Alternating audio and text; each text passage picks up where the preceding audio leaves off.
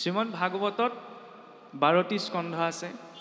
তাৰে 3 নম্বৰ স্কন্ধটি হৈছে তৃতীয় স্কন্ধ। আৰু ভাগৱতৰ যি 10 লক্ষণ, সৰ্গ বিসৰ্গ, স্থিতি উতি, ঈশানুকথা মন্বন্তৰ, পোষণ নিৰোধ আশ্ৰয় আৰু মুক্তি, এই 10 লক্ষণ আৰম্ভ হৈছে এই তৃতীয় স্কন্ধৰ পৰাহে। কিয়? ভাগৱতৰ প্ৰথম স্কন্ধত যদি চাওঁ, সেয়া ভাগৱতৰ আৰম্ভণি অংশ। ঋষিসকলৰ প্ৰশ্ন, প্ৰথম মনত জিজ্ঞাসাটো প্ৰকাশ কৰিছে। জিজ্ঞাসা অবিহনে আধ্যাত্মিক মাৰ্গত আমি আগবাঢ়িব নোৱাৰোঁ। ভকাৰম ভাবুকম জ্ঞেয়ম, ভাবুকতাটো আহিলেহে গকাৰম জ্ঞানম উদ্ভৱম। সেই জ্ঞান কি? ৱকাৰম বৈষ্ণৱী জ্ঞানম। সেই বৈষ্ণৱী জ্ঞান পালে কি লাভ হ'ব? তকাৰম তত্ত্ব ভাৱগম। সেই তত্ত্ব জানি জীৱ এই জন্ম মৃত্যু জৰাব্যাধি সংসাৰখনৰ পৰা তৰি যাব পাৰিব। সেইবাবে প্ৰথম জিজ্ঞাসা, ঋষিসকলৰ প্ৰশ্ন। 28,000 ঋষিসকলৰ সমন্বিতে সুতমুনিক আচাৰ্য পাতি ঋষিসকলে ভগৱন্তৰ গুণলীলা শুনিবলৈ জিজ্ঞাসা প্ৰকাশ কৰিছে। ইয়াৰ পাছতে কি দেখুৱাইলে? ব্যাস নাৰদৰ সংবাদৰ জৰিয়তে ব্যাসদেৱ ভগৱন্তৰ জ্ঞানৰ অৱতাৰ, জ্ঞানৰ চৰম সীমাত থকা সেই ব্যাসদেৱেও যেতিয়ালৈকে সেই বৈষ্ণৱ নাৰদদেৱৰ আশ্ৰয় গ্ৰহণ কৰা নাই, তেতিয়ালৈকে তেওঁ ভাগৱত পোৱা নাই। প্ৰথম জিজ্ঞাসা। দ্বিতীয়তে আমাক লাগিব আশ্ৰয়। কাৰ আশ্ৰয়? এজন শাস্ত্ৰ অনুৱৰ্তী গুৰুৰ আশ্ৰয়। গুৰুৰ আশ্ৰয় অবিহনে ভাগৱত কেৱল মই টেবুলৰ ওপৰত পঢ়িয়েই বুজিব নোৱাৰোঁ। কাৰণ ভাগৱত হৈছে এখন আধ্যাত্মিক গ্ৰন্থ, ভগৱন্তৰ নিজ মুখৰ বাক্য। ডক্টৰ ৰাধাকৃষ্ণনে এটা কথা কৈছিল, যেতিয়া ব্যক্তি এজনে গ্ৰন্থ এখন অধ্যয়ন কৰে, সেই গ্ৰন্থখনত লেখকজনে উল্লেখ কৰা প্ৰত্যক্ষ জ্ঞান আৰু ব্যক্তিজনে অধ্যয়ন কৰি পোৱা জ্ঞান কেতিয়াও সমানুপাতিক হ'ব নোৱাৰে, যেতিয়ালৈকেহে তাত এটা পৰিৱেশ সৃষ্টি নহয়। উদাহৰণস্বৰূপে ভাগৱত পাঠ কৰিবলৈ আমাৰ যে এনেদৰে নামঘৰত সুন্দৰকৈ পৰিৱেশ এটা সৃষ্টি কৰি লোৱা হয়, কিয়? মই লং পেণ্টটো পিন্ধি টেবুলখনত বহি ভাগৱত ভাগ মেলি পেলাই তাৰ পৰা যিটো বুজি পাম, আৰু এনেকুৱা আধ্যাত্মিক পৰিৱেশত ভাগৱতৰ জৰিয়তে তাৰ পৰা যিটো বুজি পাম, যিটো অনুভৱ হ'ব, তাৰ মাজত কিন্তু পাৰ্থক্য আছে। কাৰণ পৰিৱেশে এটা মানসিক স্থিতি নিৰ্মাণ কৰি দিয়ে। সেইবাবে আধ্যাত্মিক পৰিৱেশতহে শাস্ত্ৰ অধ্যয়ন কৰাৰ সিদ্ধান্তটো পূৰ্বৰে পৰা আমাৰ সংস্কৃতিত আছে। আৰু সেই পৰিৱেশত ব্যাসদেৱে নিজৰ, যিজন ব্যক্তিয়ে 4 বেদ 14 শাস্ত্ৰ 18 পুৰাণ কৰিলে, কম ডাঙৰ ডিগ্ৰী নে? আজি বৰ্তমান সময়ত যদি সেই ব্যাসদেৱ থাকিলেহেঁতেন, কিমান নামৰ আগত ডক্টৰেট লাগিলেহেঁতেন ঠিক নাই, কাৰণ ইমানখিনি শাস্ত্ৰ চৰ্চা কৰি থৈ গ'ল। কিন্তু সেইজন ব্যাসদেৱেও নিজৰ জ্ঞানৰ অভিমান কাষৰীয়াকৈ থৈ নাৰদদেৱত আশ্ৰিত হৈছে। গতিকে প্ৰথম সকলো প্ৰকাৰৰ অভিমান ত্যাগ কৰি গুৰুত আশ্ৰয়, আৰু সেই গুৰুত আশ্ৰয় লাভ কৰাৰ পাছতে ভাৱনাটো কেনেধৰণৰ হ'ব লাগিব? নিজৰ অহংকাৰক নিজৰ শিৰৰ পৰা আঁতৰাই থাকিব। সেইকাৰণে তৃতীয়টি অধ্যায় কি আছে? অশ্বত্থামাৰ শিৰোমণিৰ কথা। অশ্বত্থামা মানে অহংকাৰক যিজনে শিৰৰ ভূষণ কৰি ৰাখিছে, সেইজনকো অশ্বত্থামা বুলি বুজা যায়। অশ্বত্থামা চিৰঞ্জীৱী, সেইটো কথা বেলেগ। কিন্তু অকণমান তাত্ত্বিকভাৱে যদি চাওঁ, অশ্বত্থামাই জন্মৰে পৰা এটা মণি শিৰত লৈ জন্মগ্ৰহণ কৰিছিল। ভাবিলে কি, মই যদি পাণ্ডৱৰ সবংশে নষ্ট কৰি পেলাওঁ, তেতিয়া দুৰ্যোধনে মোক বৰ ভাল পাব, ৰাজ্যভাৰ দি গোটেই ধনে সোণে দি বহুত সন্মানিত কৰিব। আৰু এই পোৱাৰ লোভটো যেতিয়া চকুৰ আগত ভাহি উঠিলে, অশ্বত্থামাই সকলো পাহৰি পেলালে। সেইবাবে তেওঁ ইমান লোভক বা অহংকাৰক নিজৰ শিৰত তুলি ল'লে যে এই দ্ৰৌপদীৰ শুই থকা 5জন পুত্ৰক শিৰচ্ছেদ কৰিবলৈ কুণ্ঠাবোধ নকৰিলে। সেইকাৰণে ভক্তি মাৰ্গত কেতিয়াও কিবা এটা পোৱাৰ ভাৱটো শিৰত লৈ আমি আগবাঢ়িব নোৱাৰোঁ, নহ'লে গতিটো অশ্বত্থামাৰ নিচিনা আমাৰ হ'ব। অশ্বত্থামাই সেইখিনি পোৱাৰ বাবেইতো নিজৰ হিতাহিত জ্ঞান হেৰুৱাই পেলাইছিল। আৰু যেতিয়া সেই অশ্বত্থামাই দ্ৰৌপদীৰ 5 পুত্ৰক হত্যা কৰাৰ পাছত অৰ্জুনে ধৰি বান্ধি নি দ্ৰৌপদীৰ চৰণত পেলাই দিলেগৈ, তেতিয়া সেই দ্ৰৌপদী অশ্বত্থামাৰ প্ৰতি কি ব্যৱহাৰ কৰিলে? তাৰ জৰিয়তে কি দেখুৱালে? যে ভাগৱত মাৰ্গত প্ৰথম জিজ্ঞাসা, দ্বিতীয়তে গুৰুৰ আশ্ৰয়, তৃতীয়তে অহংকাৰ ত্যাগ, আৰু চতুৰ্থতে কি হ'ব লাগিব? নিজৰ অন্তৰৰ বিনয়ী ভাৱটো ইমান গভীৰ হ'ব লাগিব যে তাৰ প্ৰত্যক্ষ প্ৰতিনিধিত্ব কৰিছে আই দ্ৰৌপদীয়ে। যেতিয়া অশ্বত্থামাক ধৰি বান্ধি নি তেওঁ চৰণত পেলাই দিলেগৈ, তেতিয়া সেই গুৰুপুত্ৰৰ সেই অৱস্থাটো দেখি আই দ্ৰৌপদীয়ে ক'লে কি, যে হাহাকাৰ কৰি গুৰুৰ পুত্ৰৰ প্ৰণামিলা পাৱচুই, মেলা মেলা বান্ধ ইহান দুখেহে অধিকে উধাই জুই। যে হাহাকাৰ কৰি গুৰুৰ পুত্ৰ, কম ডাঙৰ কথা নে? সেই মাতৃগৰাকী 5জন পুত্ৰক এজন ব্যক্তিয়ে হত্যা কৰিলে আৰু সেই মাতৃগৰাকীয়ে গুৰুপুত্ৰ বুলি তেওঁক ক্ষমা কৰি দিছে। আজিৰ যুগত কাৰোবাক ঢকা এটা দিলেই গম পোৱা যায় কিমান ক্ষমা ভিতৰত আছে। মোকেই যদি ঢকা এটা আপুনি এনেই দিয়েহি, তেতিয়াহ'লে মই আপোনাক ওলোটাই এষাৰ নোখোৱাকৈ থাকিম নে? কিন্তু ভাগৱতৰ মাৰ্গত ক্ষমাৰ ভাৱনাটো চাওক। হাহাকাৰ কৰি গুৰুৰ পুত্ৰৰ প্ৰণামিলা পাৱচুই, মেলা মেলা বান্ধ ইহান দুখেহে অধিকে উধাই জুই। মই যেন মোৰো পুৰীপুত্ৰ শোকে, অগণি হিয়া দহয়, ইহান অৱস্থা দেখি সেহি মতে গৌতমী তেজীৱে জীৱ। যে আজি মই যিদৰে 5জন পুত্ৰক হেৰুৱাই যিটো দুখত দগ্ধ হৈছোঁ, এওঁ অৱস্থা যদি তেওঁৰ মাতৃয়ে গম পাবলৈ, তেতিয়া সেই মাতৃগৰাকীও কেনেকুৱা অৱস্থা। গতিকে এওঁক মেলি দিয়া, এওঁ গুৰুপুত্ৰ হয়, আমাৰ বাবে সন্মানীয়।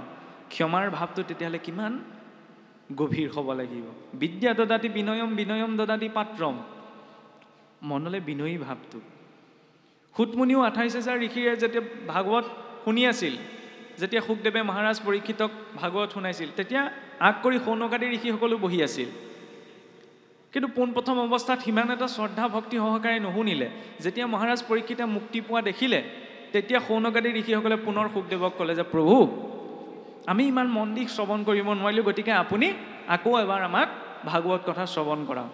তেতিয়া শুকদেৱে ক'লে যে মই দ্বিতীয়বাৰ আকৌ তোমালোকক ভাগৱত শ্ৰৱণ নকৰাওঁ, তোমালোকে সেই সুতৰ আশ্ৰয়লৈ যোৱা সুতমুনিক আচাৰ্য পাতি তোমালোকে ভাগৱত শ্ৰৱণ কৰা। সুতমুনি বহি আছিল একেবাৰে চুকত। আমিতো সকলোৱে জানো এইটো কথা বেলেগ। কিছুসকলে কয় যে সুতমুনিৰ জন্ম হৈছিল বোলে সুতকুলত, সেইকাৰণে সুতকুলীয়া বুলি কোৱা হয়। এইটো সমাজে গ্ৰহণ কৰি লোৱা, গঠন কৰি লোৱা এটা চিন্তা। কিন্তু সুত বুলি কোনোবা নিজ এজন ব্যক্তিক কোৱা হোৱা নহয়। সুত বুলি কাক কোৱা হয়?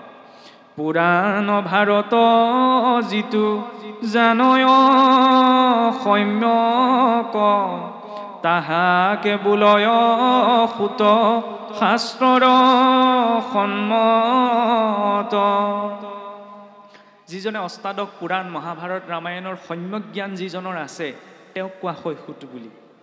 আৰু সেই সুতক আচাৰ্য পাতি শৌনকাদি ঋষিসকলে নৈমিষাৰণ্যত ভাগৱত শুনিছিল। তেতিয়াহ'লে মনত বিনয়ী ভাৱটো কিমান হ'ব লাগিব। আমাৰ জীৱনলৈ এনেকুৱা দিন অহা নাই যে আমাৰ পুত্ৰক কোনোবাই হত্যা কৰিছে, আমি তেওঁক ক্ষমা কৰি দিবলগীয়া হৈছে। কিন্তু সৰু সৰু কথা কিছুমানত, কিয়নো ক্ষমা ভাৱটোৱে, সহনশীলতাই মানুহক ধৈৰ্যশীল বনায়। কোনোবাই কিবা এটা কথা ক'লে বুলি যদি মই এই কাক কথা কৈছে বুলি খেদা মাৰি যাওঁ, তেতিয়াহ'লে সেইটো সাহসৰ চিন নহয়, সেইটো হৈছে পৰাধীনতাৰ চিন। যে নিজৰ ওপৰতে কোনোবাই বেয়াকৈ ক'লেই যেনিবা তেওঁৰ লগত মই বেয়া হ'মনে, এইটো হৈছে চিন্তা। ভাগৱতে আমাক সেইটো চিন্তা দিছে। সহনশীলতাই ভয়াতুৰ হোৱাটোক নুবুজায়, সহনশীলতাই ব্যক্তিজনক ধৈৰ্যশীল কৰায়। আৰু সেই ধৈৰ্য যদি জীৱনটোত থাকে, তেতিয়াহ'লে তেওঁ জীৱনটো শান্তিপূৰ্ণভাৱে যাপন কৰিব পাৰে। কিন্তু যিজন অধৈৰ্য, সৰু সৰু কথাতে খং কৰে, তেওঁ কেতিয়াও শান্তি অনুভৱ কৰিব নোৱাৰে।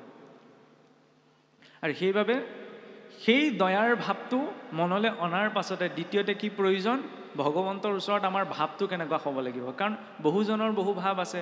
এতিয়া তৃতীয় স্কন্ধই কপিল প্ৰভুৱে পূৰ্বতে কৈ গ'ল যে 3 প্ৰকাৰৰ ভক্তি আছে, 3 গুণযুক্ত। তামসিক ভক্তি, কোনোবাই ঈশ্বৰক এনেকুৱাকৈ ভক্তি কৰে নাই, বোলে মোক আমুকত আজি বেয়াকৈ ক'লে, মই একো নকৰোঁ, কাইলৈ মই বৰনামঘৰত চাকি দিমগৈ, তেতিয়াহে তোৰ ওলাব। এই চিন্তাটো হৈছে তামসিক ভক্তি। ভগৱন্তই মোক কোনোবাই অহিত কৰিলে, তেওঁক আকৌ অহিত কৰিবলৈ ভগৱন্তই মোৰ ঠিকাটো লৈ থোৱা নাই নহয়। এইটো কি ভাৱনা যে মই আপোনাৰ অহিত চিন্তা কৰি আমুকত চাকি দিমগৈ, আমুকত শৰাই দিমগৈ। এইটো হৈছে তামসিক ভক্তি। তেওঁ ভগৱন্তৰ প্ৰতি ভক্তি আছে, কিন্তু চিন্তাটো যে তামসিক, সেইবাবে তাক কৈছে তামসিক ভক্তি। দ্বিতীয়তে ৰাজসিক ভক্তি। ৰাজসিক ভক্তি কি হয়? আমি কিবা এটা আশা কৰি ঈশ্বৰ ভক্তি কৰোঁ, যে প্ৰভু মোক এইটো এনেদৰে লাগিছিল, গতিকে মই তোমাৰ চৰণত সেৱাভাগ লৈছোঁ, তুমি যেন এই ইচ্ছাটো পূৰ্ণ কৰা। এইটো ৰাজসিক ভক্তি। আৰু সাত্বিক ভক্তি, সাত্বিক ভক্তিত কোনো ইচ্ছা নাথাকে।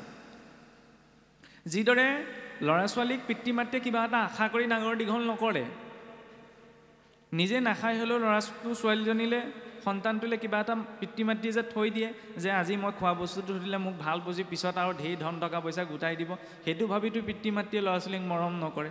এই নিস্বাৰ্থ যিটো ভাৱ, সেই নিস্বাৰ্থ ভাৱটো যেতিয়া ভগৱন্তৰ সৈতে যুক্ত হয়, তেতিয়াহ'লে সেইটোক কোৱা হৈছে সাত্বিক ভক্তি। এতিয়া সাত্বিক ভক্তিৰ আটাইতকৈ শীৰ্ষ স্তৰৰ ভাৱটো কি? সেইটো কুন্তি স্তুতিৰে আমাক দেখুৱালে। যেতিয়া ভগৱন্ত দ্বাৰকালৈ একৈ যাবলৈ লৈছে তেতিয়া সকলোকে ভগৱন্তই কিবা এটা দি গৈছে। তেতিয়া কুন্তীক ওচৰলৈ গৈ যেতিয়া ভগৱন্তই ক'লে যে মাতৃ তোমাক কি লাগে কোৱা, তেতিয়া আই কুন্তীয়ে কি ক'লে আমি সকলোৱে জানো যে প্ৰভু হেহি আপদ মুহুৰ ভীমত তোমাক চিন্তিবে পাওঁ যিটো আপদত। প্ৰভু মোক জীৱনত অলপ বিপদহে লাগে, কাৰণ যেতিয়ালৈকে সুখত থাকিম তোমাক পাহৰি থাকিম, বিপদ থাকিলে মই তোমাক স্মৰণ কৰিম। আমাৰ মানুহৰ আকৌ ওলোটা, আপুনি মোক কিবা এটা বেয়াকৈ ক'লে ন শুই থাকোঁতেও মোৰ মনত পৰিব, কিন্তু ভগৱন্তৰ কথা আকৌ শুই থাকোঁতে মনত নপৰে সহজে।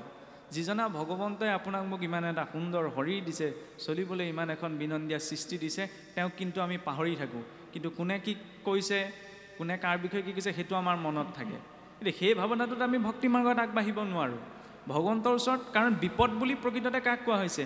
বিপদো নৈব বিপদম সম্পদো নৈব সম্পদ বিপদস্মৰণম বিষ্ণু সম্পদ নাৰায়ণ স্মৃতি।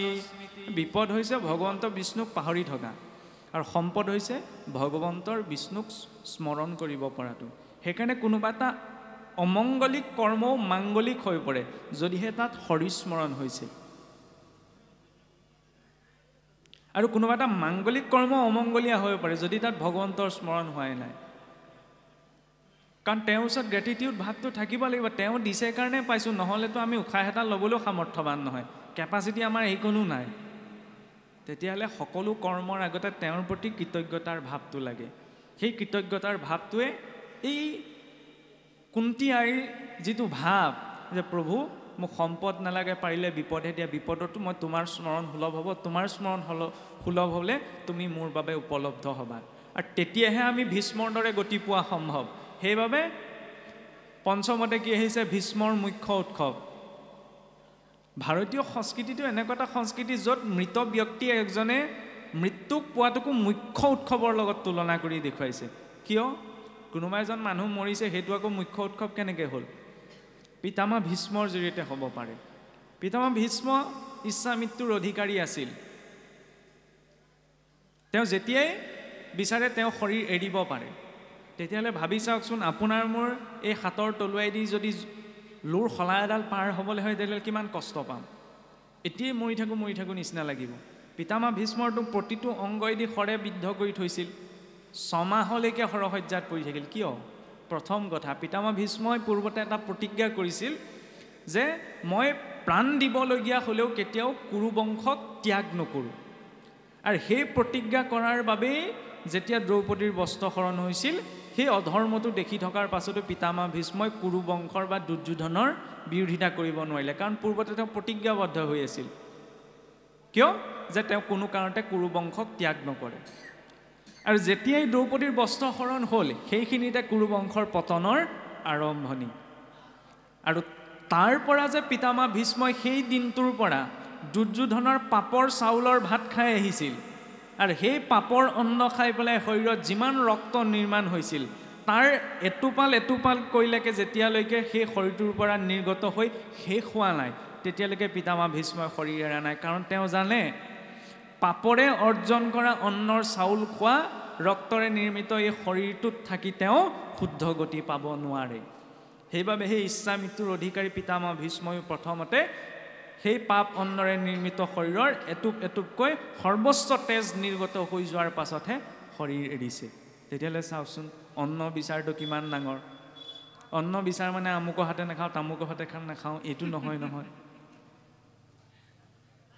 সেইটো প্ৰথম কাৰণ। দ্বিতীয়তে পিতামহ ভীষ্মই 6 মাহলৈকে থাকিলে কিয়? কাৰণ পিতামহ ভীষ্মই শৰসজ্জাত পৰিছে দক্ষিণায়ন কালত। আমাৰ বছৰটোত চাওকচোন 2টা অয়ন হয়, নহয়নে? উত্তৰায়ণ আৰু দক্ষিণায়ন। উত্তৰায়ণ কেতিয়া আৰম্ভ হয়? আমাৰ মাঘ বিহুৰ দিনা, মকৰ সংক্ৰান্তি, সূৰ্য যেতিয়া মকৰ ৰাশিত প্ৰৱেশ কৰে। প্ৰথম 6 মাহ উত্তৰায়ণ, পাছৰ 6 মাহ দক্ষিণায়ন। দৰ্শনটো কি? এবছৰে দেৱলোকত এদিন হয়। উত্তৰায়ণ কাল হৈছে দেৱলোকত দিনৰ সময়, আৰু দক্ষিণায়ন কাল হৈছে ৰাতিৰ সময়। এতিয়া ৰাতিৰ দিনত যদি কোনোবা মিতিৰ কুটুমো আহি কাৰোবাৰ দৰ্জাত টকাইগৈ, তেতিয়াহ'লে আজিৰ যুগততো ভুলতো খুলি নিদিয়ে। ৰাতি আহিছে, কি ৰূপ লৈ আহিছে, কোন আহিছে কি ঠিক। দিনৰ সময়ত শত্ৰুজন গ'লেও অন্ততঃ দৰ্জাখন খুলি মুখখন উলিয়াব, আৰু দিনত ইমান ভয় নাথাকে। সেইটো সাধাৰণ কথা। আধ্যাত্মিক দৰ্শনটো কি যে আজি বিজ্ঞানেও এই কথা প্ৰমাণ কৰিছে যে মহাকাশত আমি যিমানে ওপৰলৈ গৈ থাকোঁ সিমানে সময়ৰ গতিটো কমি কমি গৈ থাকে এতিয়া আমি আছোঁ ভূলোকৰ ঊৰ্ধত আছে সুৰলোক সেইকাৰণে সুৰলোকত মনুষ্যৰ এবছৰে এদিন হয় আৰু দেৱতাসকল যেতিয়া সাৰে পাই থাকে সেই সাৰে পাই গ'লে উত্তৰায়ণ কালত শৰীৰ এৰিলেহে বোলে ঊৰ্ধ্বদৈহিক গতি সহজ হয় সেইবাবে পিতামহ ভীষ্মই ছমাহৰ বাবে সেই সৰসজ্জাত পৰি যেতিয়া উত্তৰায়ণ কাল উপস্থিত হৈছে ভগৱন্তৰ আগমন ঘটিছে তেওঁৰ দৰ্শন কৰি গতি পাইছে আৰু সেইবাবে ভাগৱতৰ আৰম্ভণিৰ পৰা শেষলৈকে সকলো ভক্ত কেনি গৈছে উত্তৰ দিশলৈ গৈছে পূবলৈ যোৱা নাই আমি ভগৱন্তৰ আসনখনো পূবলৈ পাতোঁ কিন্তু ভক্তসকল কেনি গৈছে বিদুৰকো যদি চাওঁ উত্তৰ দিশলৈ গৈছে মৈত্ৰেয়ো উত্তৰ দিশলৈ এইফালে পঞ্চপাণ্ডৱ উত্তৰ দিশলৈ একাদশত যদি চাওঁ ভগৱন্তই গৈ বদ্ৰিকাশ্ৰম উত্তৰ দিশলৈ তুমি বদ্ৰিকাশ্ৰমলৈ যোৱা গতিকে ভক্তসকলৰ বাবে প্ৰয়োজনীয় কি উত্তৰায়ণ গতি সেইটো কিহে নিৰ্দিষ্ট কৰিব ভাগৱতৰ এই ধাৰা প্ৰথম জিজ্ঞাসা দ্বিতীয়তে আশ্ৰয় তৃতীয়তে অহংকাৰক ত্যাগ চতুৰ্থতে অন্তৰত দয়াভাৱ পঞ্চমতে কুন্তীৰ দৰে সেই ভাৱনা আৰু সেই ভাৱনা পৰিপুষ্ট হ'লে ভীষ্মৰ দৰে মৃত্যুকো মুখ্য উৎসৱ কৰিব পৰা ধাৰাটো মনুষ্যৰ বাবে সম্ভৱ হয়